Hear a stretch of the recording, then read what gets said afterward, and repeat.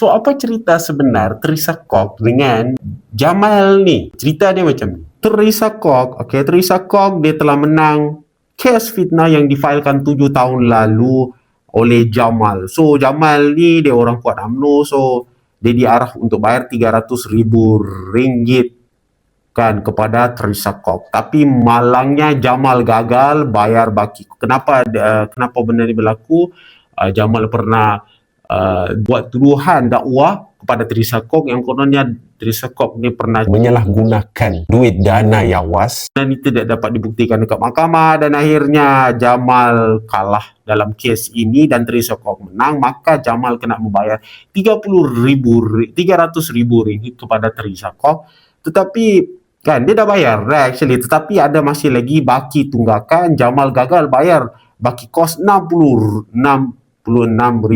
Jikalau gagal bayar, apa kena buat? Maka assets beliau kenalah disita. Yang agak menarik dalam cerita ni kan, Jamal dia mengatakan, esok saya nak jual selipar saya untuk bayar lebih RM60,000 duit Teresa Kok. Aku tak tahu dia tengah buat kakak ke apa. Dia macam selipar. Ada yang komen dekat berita kita hari tu cakap, nasib baik tak masuk dalam.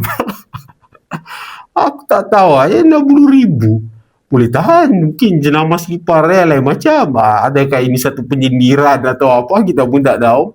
Long story short, wakil ahli Parlimen DAP memecahkan, kata Jamal dia cakap, wakil ahli Parlimen DAP telah memecahkan kunci tombol pintu dapur rumah saya ketika proses siasatan.